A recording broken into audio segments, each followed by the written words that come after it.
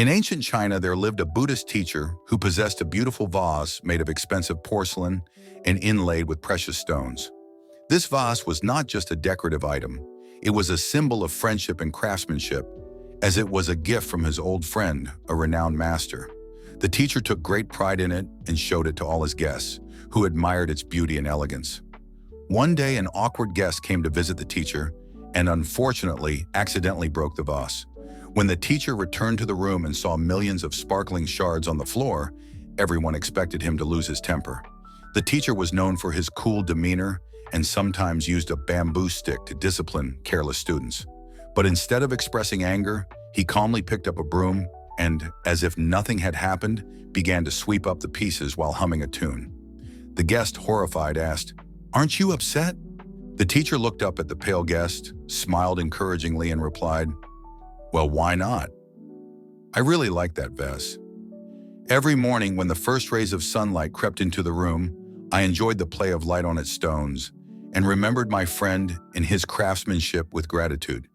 In the summer, I brought wildflowers into the house, and you can't imagine how their fragrance suited it. Looking at it inspired me to create something just as beautiful and harmonious. I loved that vase very much, but every time I admired it or touched its fragile porcelain, in my mind, from the very first day, it was already broken. Today, we live in a world where anxiety and worry have become the norm. We face constant pressure, stress, and uncertainty, making us more vulnerable to anxiety.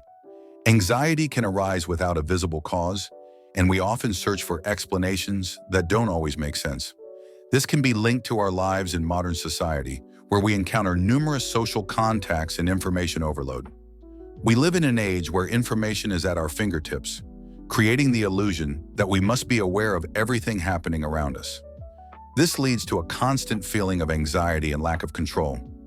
Here, Stoicism and Buddhism come to our aid. Stoics like Seneca and Epictetus taught us to distinguish between what is within our control and what is not. We can control our actions but not the outcomes. This means we should not worry about things we cannot change. Stoicism teaches us to accept things as they are and focus on what we can do in the present moment. When we face difficulties, it's important to focus on what we can do right now. For example, if you have an important interview, concentrate on your preparation rather than the outcome. Do your best and don't worry about what is beyond your control. This can be challenging, but practicing mindfulness and self-reflection will help you manage anxiety better. Anxiety can be beneficial. It helps us avoid dangers, but it's crucial not to let it control our lives. Stoics suggested the practice of premeditatio malorum, which prepares us for the worst and reduces fear.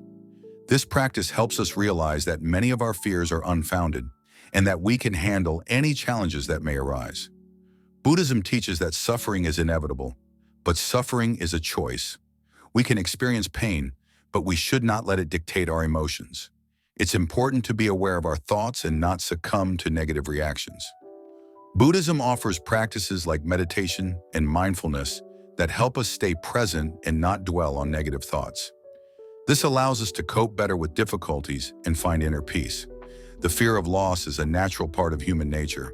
We become attached to things, people, and ideas, which can lead to anxiety. Buddhism teaches us that everything in life is temporary, and attachment can lead to suffering.